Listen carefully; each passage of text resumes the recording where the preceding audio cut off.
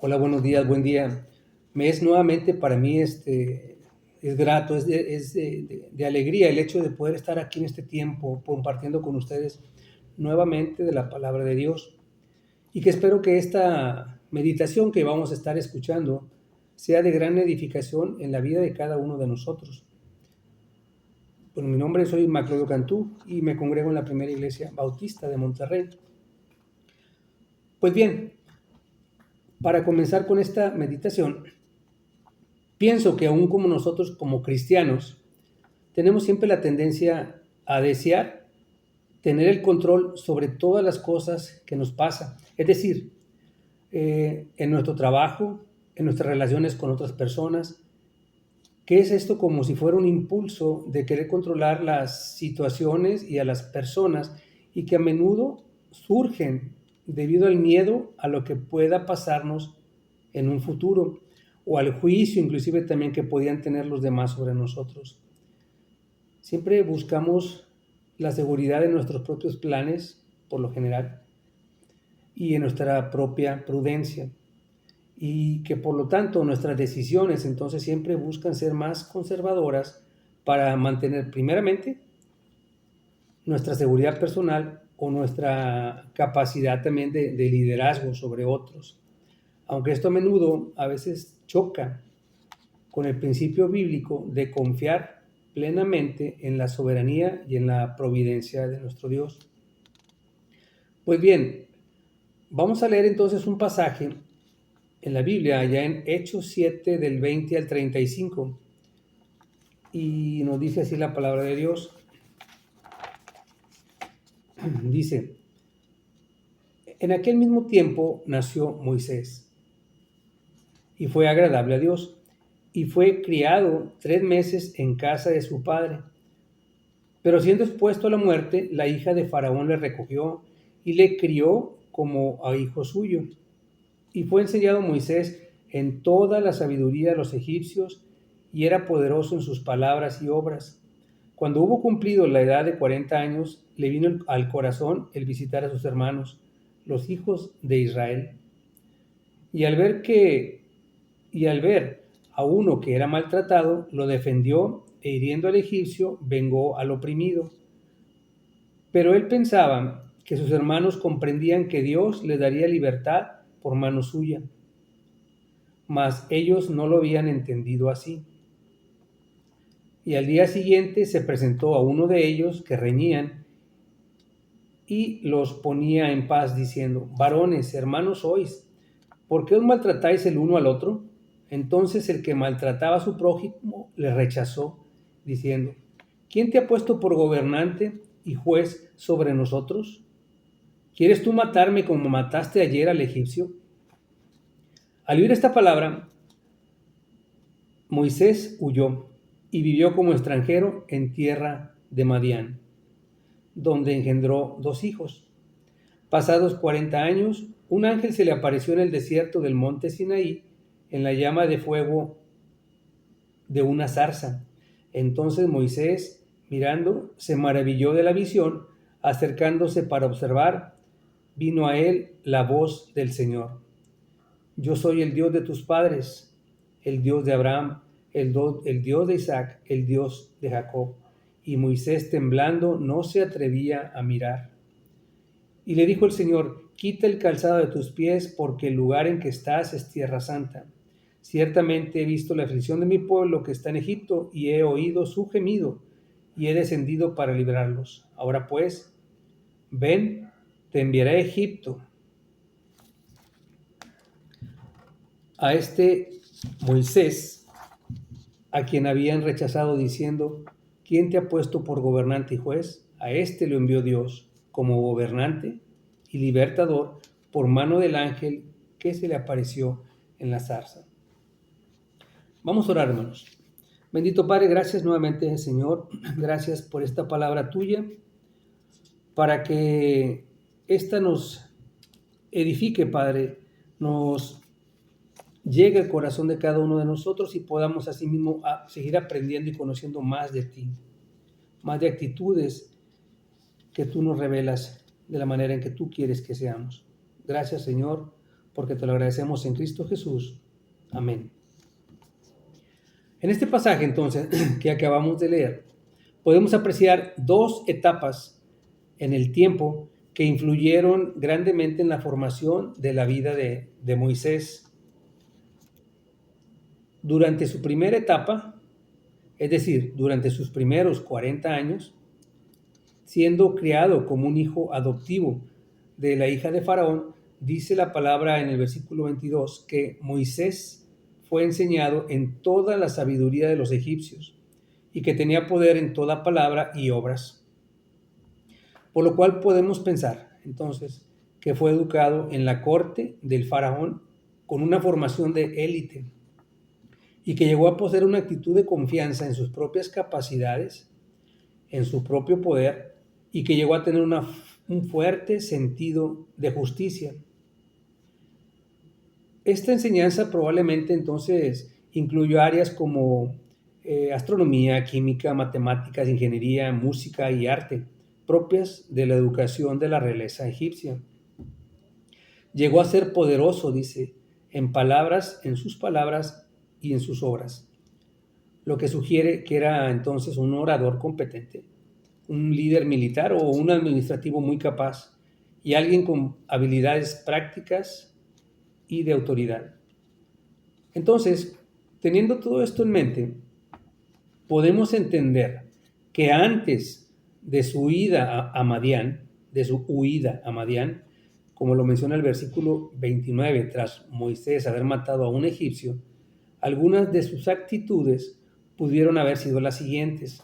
Primero, Moisés era consciente de su posición privilegiada y de sus habilidades, por lo que se veía a sí mismo como alguien capaz de tomar la iniciativa y resolver los problemas por su propia cuenta. Segundo, a pesar de su crianza egipcia, Moisés se identifica con su pueblo, o se identificaba con su pueblo, ya que sentía una fuerte conexión con sus hermanos israelitas, porque la palabra de Dios ahí en el Éxodo 2, capítulo 2, versículo 11 dice: en aquellos días sucedió que crecido ya Moisés salió a sus hermanos y los vio en sus duras tareas, y observó a un egipcio que golpeaba a uno de los hebreos, sus hermanos. Entonces nos dice que llegó a visitar a su pueblo y se sintió impulsado a actuar cuando vio la opresión que su pueblo o los israelitas sufrían. Tercero, al parecer Moisés tenía un temperamento impulsivo, pues su sentido de justicia lo había llevado a tomar decisiones o acciones drásticas y violentas sin consultar a Dios. Por ejemplo, sabemos que al ver a un egipcio cuando maltrataba a un israelita, Moisés mató al egipcio y lo escondió, creyendo que así sus hermanos israelitas entenderían que Dios los quería liberar de su situación de esclavitud en Egipto a través de él. Al día siguiente, si recordamos también la palabra, intentó mediar en una disputa que existía entre dos israelitas. Sin embargo, en su intento de imponer autoridad, él fue rechazado, lo que demostró que su pueblo aún no lo reconocía como su líder, y además le revelaron su crimen anterior. Entonces todo se desmoronaba, su pueblo lo rechazó y Faraón ahora quería matarlo, por lo que no le quedaría más remedio entonces que huir al desierto, fuera de Egipto. Quizás entonces todos sus sueños de grandeza de Moisés entonces se hayan venido abajo. En resumen, los primeros 40 años de Moisés estuvieron marcados por una preparación de élite y una actitud de autosuficiencia y acción impulsiva que contrastaría fuertemente con la humildad y mansedumbre que desarrollaría tras 40 años en el desierto cuando finalmente Dios lo llamó. Ahora, en su segunda etapa, o sea, después de sus 40 años, después de huir al desierto, Moisés se casó con Séfora, la madianita, hija de Jetro, sacerdote de Madián, y trabajó como pastor durante 40 años allí en esa tierra de Madián. Fue un pastor común y corriente en una zona pues relativamente olvidada. Seguramente cualquier sueño de su vida que haya tenido él, de ser usado poderosamente, se habría desvanecido quizás en el olvido, quizás. Pero entendemos que Dios quiere usar a este Moisés, no a la versión anterior, una nueva experiencia en su vida que Dios usó para moldear su carácter. Aprendería paciencia, humildad y depender completamente de Dios, despojándose del orgullo de su vida anterior. Dios comienza a desconstruir la fuerza de Moisés para que aprenda de dónde proviene el verdadero control de todo. Dios no necesitaba a Moisés. Moisés necesita a Dios. Dios moldea a Moisés reflejando en él una nueva actitud. La Biblia lo describe como un hombre muy manso, más que todos los hombres que había sobre la tierra. Lo menciona ahí en Números, capítulo 12, versículo 3. Esta mansedumbre entonces no representa debilidad, sino todo lo contrario. Representa una fortaleza que había sido forjada en la humildad y en la obediencia a Dios. Después de 4 décadas, Dios se encuentra con Moisés junto a la zarza ardiente y Dios quiere usar a Moisés, no a la versión anterior. En Éxodo 3, versículos del 9 al 14, nos dice: el clamor pues de los hijos de Israel ha venido delante de mí, y también he visto la opresión con que los egipcios los oprimen. Ven por tanto ahora y te enviaré a Faraón, para que saques de Egipto a mi pueblo, los hijos de Israel. Entonces Moisés respondió a Dios: ¿quién soy yo para que vaya a Faraón y saque de Egipto a los hijos de Israel? Y él respondió: ve, porque yo estaré contigo, y esto te será por señal de que yo te he enviado. Cuando hayas sacado de Egipto al pueblo, serviréis a Dios sobre este monte.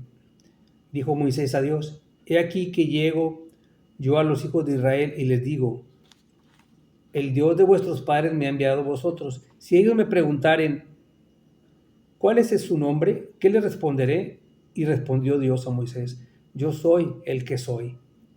Y dijo: así dirás a los hijos de Israel: yo soy, me envió a vosotros.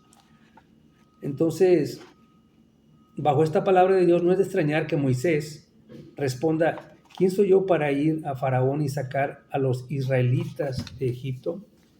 Porque Moisés ha pasado de pensar, al decir él: ¿tiene sentido que Dios me use por lo que soy?, a un nuevo sentir de sí mismo, en donde se pregunta ahora: ¿quién soy yo para que Dios me use?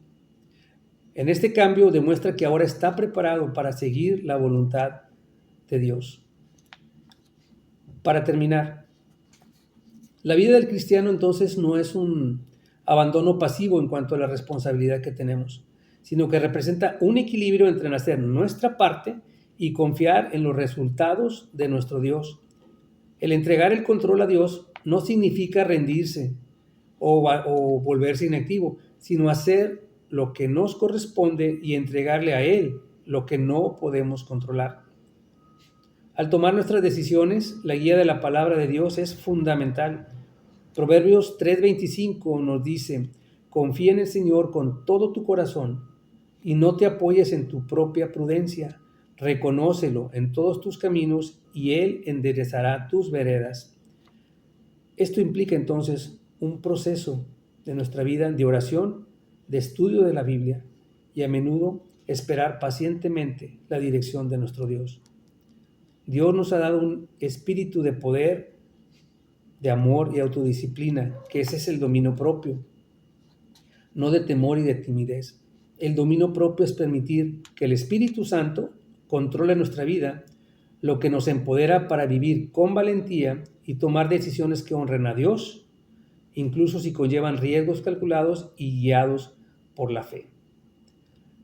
Gracias a Dios damos por esta meditación y esperando que haya sido de gran edificación en la vida de cada uno. Dios sea con ustedes, Dios les bendiga.